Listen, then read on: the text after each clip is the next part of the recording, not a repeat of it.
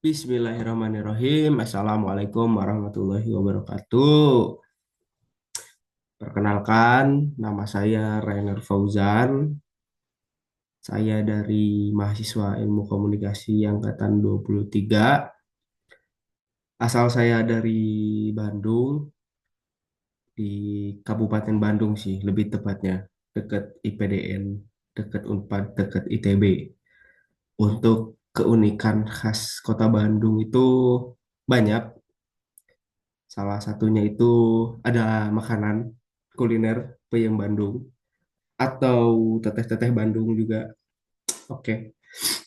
Sama suku saya suku Sunda kebetulan.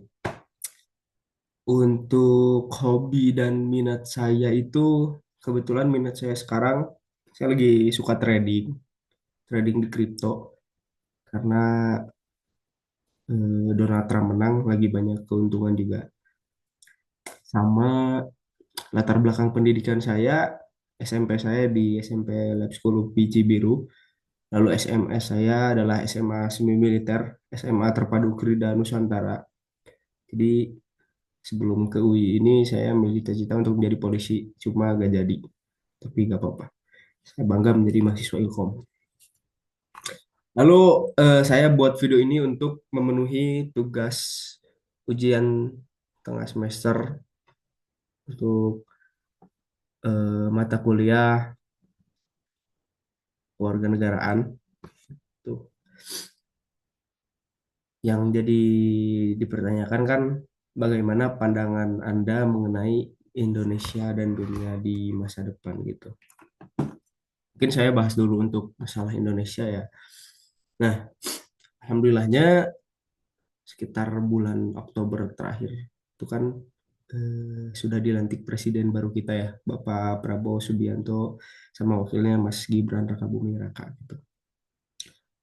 Besar harapan saya tentu saja untuk Indonesia ke depannya itu menjadi lebih baik daripada periode-periode sebelumnya, baik dalam hal pendidikan, kesehatan, sosial, masyarakat, itu secara ekonomi juga. Saya rasa itu harapan besar saya untuk menjadi tugasnya pemerintah ya di zaman Bapak Prabowo Subianto gitu. Sebenarnya kalau ditanya pandangan saya untuk Indonesia ke depannya banyak ya. Cuma karena saya itu sangat istilahnya agak suka mendalami ekonomi, ilmu ekonomi gitu. Saya melihat di awal masa jabatan Prabowo ini banyak sekali dinamika-dinamika yang sedang mencuat ke publik gitu. Seperti contohnya Indonesia mau gabung BRICS gitu kan. BRICS itu gabungan negara Brazil, Rusia, India, Cina sama South Africa gitu. Nah, ini juga menjadi angin segar ya tentunya ya buat masyarakat Indonesia karena seperti yang kita tahu kan di dunia ini terbagi menjadi blok barat dan blok timur ya. Dan Indonesia sekarang masih bermain dengan politik dua kakinya yaitu gerakan non blok gitu. Cuma yang jadi permasalahan tidak bisa semudah itu juga untuk Indonesia menjatuhkan dirinya ke BRICS gitu. Karena Prabowo sendiri itu kan dia seorang tentara ya, mantan background tentara, dia mengenyam pendidikan di US gitu. Terutama sekarang Donald Trump menang election kan. Itu Donald Trump jadi presiden lagi. Kemarin juga Pak Prabowo sempat menelpon untuk mengucapkan selamat kepada Bapak Donald Trump. Ini kan menjadi istilahnya suatu kebingungan juga gitu kepada Bapak Prabowo gitu. Lalu akhir-akhir ini juga saya sudah membaca informasi tentang keinginannya Prabowo untuk menekan dolar ke angka 5.000 rupiah melalui komoditas pertanian. Itu komoditas pertanian. Ya sebenarnya tidak ada yang salah atas keinginan Bapak Prabowo gitu dalam hal aspek ekonomi dan lain segala macam.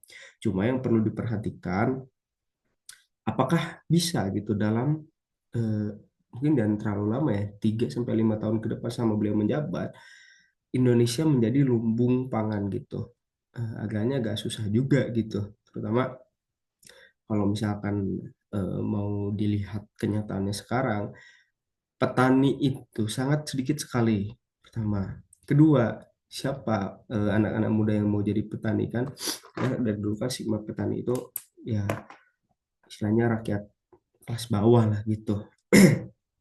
Mungkin ini yang perlu diberdayakan oleh Bapak Prabowo gitu untuk mengejar cita-citanya menekankan dolar ke angka 5.000 rupiah gitu jika dibandingkan dengan US dollar. Nah, untuk pandangan saya ke depannya mengenai ekonomi, eh, jujur saya belum bisa memberikan pandangan yang pasti karena di sini juga saya berlaku sebagai investor kripto dan trader kripto gitu. Saya juga masih meraba-raba dan melihat-lihat kemana kira-kira Indonesia ini akan berlabuh. Apakah akan join dengan BRICS? Apakah akan berkoalisi dengan US? Itu saya tidak tahu juga. Yang pasti eh, Pak Prabowo mempunyai decision gitu untuk memutuskan kemana nih Indonesia ini sebaiknya gitu.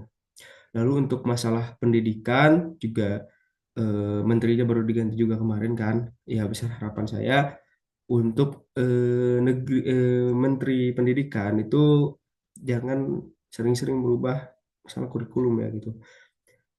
Coba menurut saya dibuat formula gitu kan biar masalah pendidikan di negara Indonesia itu menjadi baik gitu. Lalu gaji guru, eh, tempat-tempat sekolah yang belum terjangkau oleh pemerintah, tolong diberdayakan gitu kan. Cuma saya optimis di zaman Prabowo gitu, ya Indonesia akan mengalami kemajuan yang secara signifikan lah. Karena dari awal dia menjabat, wah dia sudah sering kali memberikan ultimatum-ultimatum yang menurut saya ini bagus itu untuk kemajuan bangsa dan negara. Itu saya respect sama Pak Prabowo ya.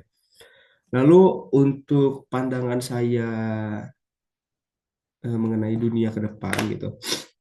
Mungkin saya kaji lagi dalam aspek ekonomi ya, karena lagi-lagi saya menyukai ilmu ekonomi. Sebenarnya ekonomi politik itu kan dua hal yang saling bersinggungan ya gitu. Ditambah di era disrupsi seperti sekarang, kemajuan teknologi itu sudah sangat-sangat di luar kendali, di luar batas lah. Seperti yang lagi happening sekarang tuh AI dan kripto kripto gitu, cryptocurrency gitu. Yang menurut saya eh, khususnya kripto ya dan AI ya, kripto sih. Ini kan awalnya tuh adalah bentuk penolakan atau istilahnya menawarkan sesuatu yang baru dalam hal pembayaran ataupun keuangan tradisional gitu, yang dimana kripto ini malah dijadikan bahan kampanye oleh Presiden US gitu. Wah, Presiden US gitu. Dimana seperti yang kita tahu ya US adalah negara adidaya gitu, negara adidaya.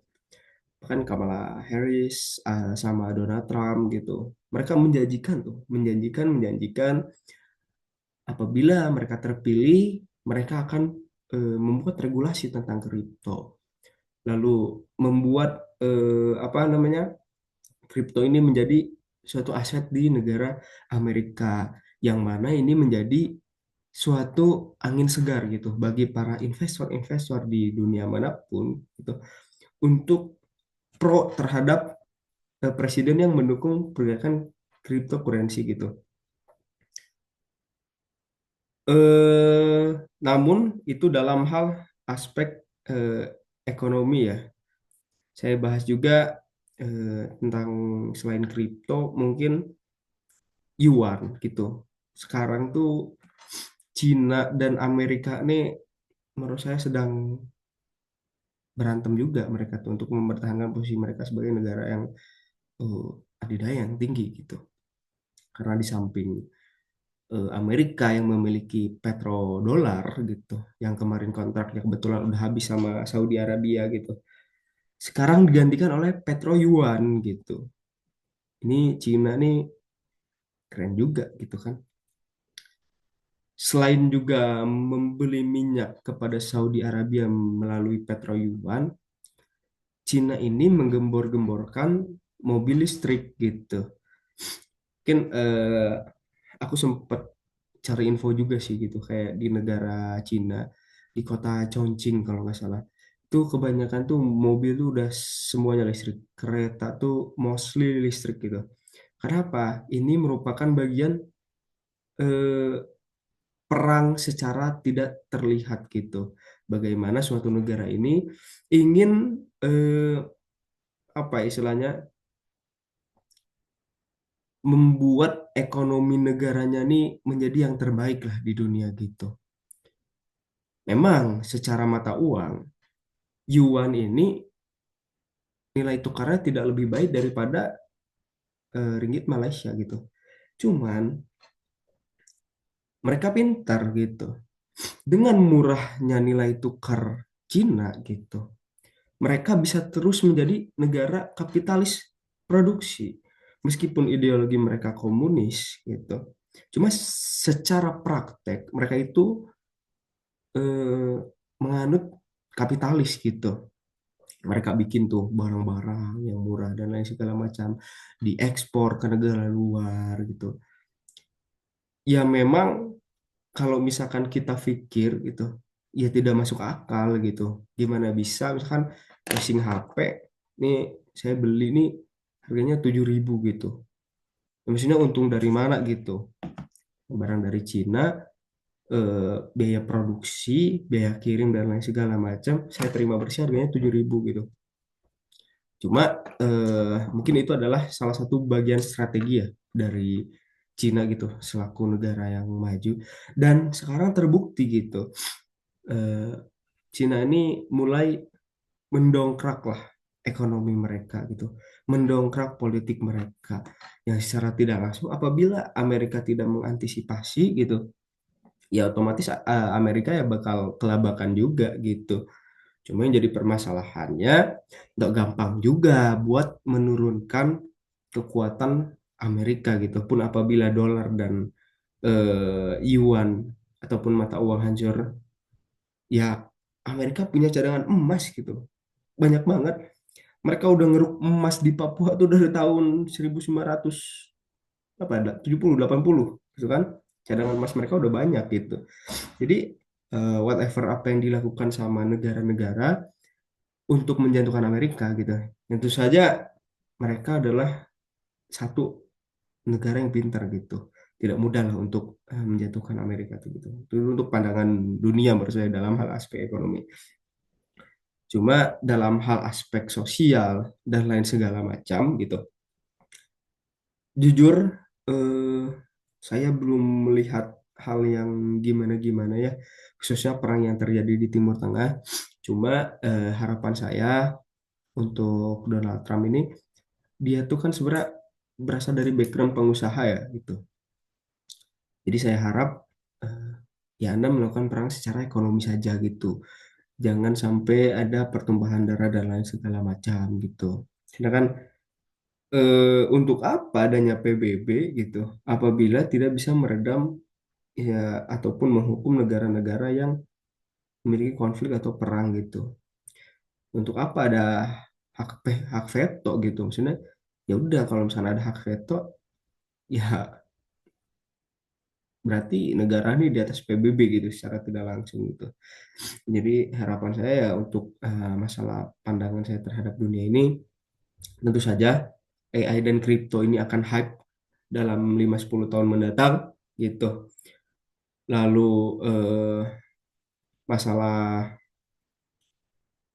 mata uang tadi yang Cina dengan US gitu, itu akan mempengaruhi seluruh mata uang di dunia menurut saya gitu. Lalu juga yang ketiga mungkin sudah banyak pabrik-pabrik yang digantikan oleh robot, itu akan memunculkan banyak ketimpangan di dunia. Jujur saja saya selaku mahasiswa ilmu komunikasi gitu melihat kemajuan teknologi ini adalah bagian dari distopia gitu. Distopia adalah berasal dari kata das gitu, das. kotor gitu, dan topia itu topos gitu, tempat yang kotor gitu. Aduh, jatuh ya. Jadi mungkin harapan saya ya, janganlah kalian mau jadi rocok gitu, mau jadi pekerja gitu. Mungkin ya terkesannya memang dunia jahat gitu apabila kita tidak mengerti cara main mereka gitu. Apabila kita tidak tahu step-step apa yang sedang dilakukan oleh negara-negara luar, baik secara ekonomi, politik, dan budaya, ya kita bakal tertinggal gitu.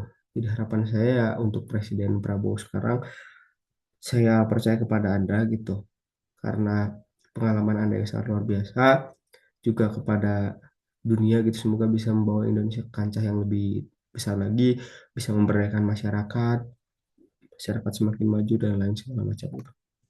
Ya, mungkin itu saja yang bisa saya sampaikan untuk memberikan pandangan saya gitu mengenai Indonesia dan dunia di masa depan gitu. Oke, terima kasih. Mohon izin, Mr. Herman. Mungkin saya akhiri saja. Mohon maaf bila ada kesalahan ataupun salah kata ataupun salah perbuatan baik yang sengaja maupun tidak. Wassalamualaikum warahmatullahi wabarakatuh.